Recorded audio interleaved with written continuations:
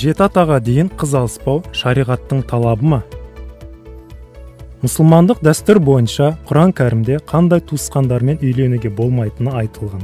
Ниса сүресінің 23 аятында: сендерге өз аналарыңмен, туған қыздарыңмен, әпке қарындастарыңмен, әкелеріңнің әпке қарындастарымен, аналарыңның әпке сіңіллерімен, туған бауырларыңның қыздарымен, әпке қарындастарыңның қыздарымен, сүт аналарыңмен, емшектес әпке қарындастарыңмен, қайыненелеріңмен және жақындасып қойған әйелдеріңнен, туған қолдарыңдағы өгей қыздарыңмен некелесу харам етілді.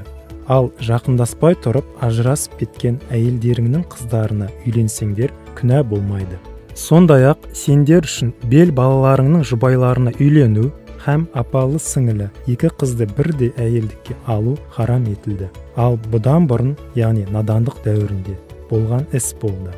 Расында Алла өте кешірімді, ерекше мейірімді деп айтылған. Яғни аятта айтылғандардан басқа туысқандармен үйлене беруге болады. Мұсылман халықтарында, оның ішінде түрік, өзбек, ұйғыр секілді халықтарда бөлелердің немесе немере ағайын секілді туыстардың бір-бірімен үйленуі осы аятқа негізделген. Дегенмен, ислам діні бойынша да әсіресе халифалар тұсында алыстан қыз алу құп көрілген.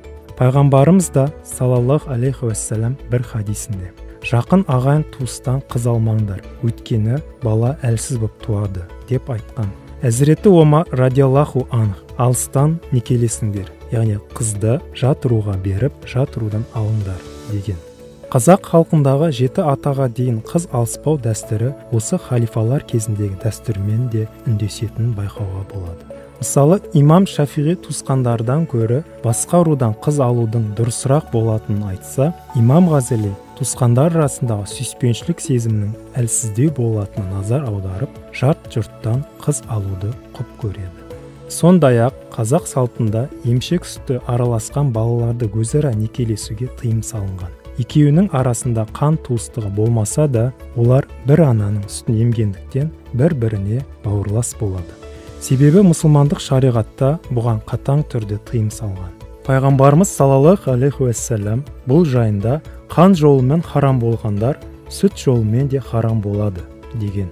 Қазақта жеті атасын білген жеті жұрттың қамын жейді деген аталы сөз бар. Қазақ халқы жеті атаны білу дәстүрін қастерлеп, ұрпақтан ұрпаққа өсиет етіп отырған. Тіпті жеті атаға дейін туысқандар бір-бірімен қыз алыспаған.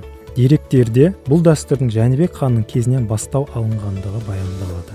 Қорыта айтсақ, жоғарыда Құран аяты бойынша белгіленген үйленуге болмайтын туыстар жайлы қағидаға қазақтағы жеті атаға дейін қыз алыспау дәстүрінің ешқандай терістігі жоқ. Қайта керісінше, пайғамбар хадисі мен Әзіреті Омардың өсиетіне сай болғанын көруімізге болады.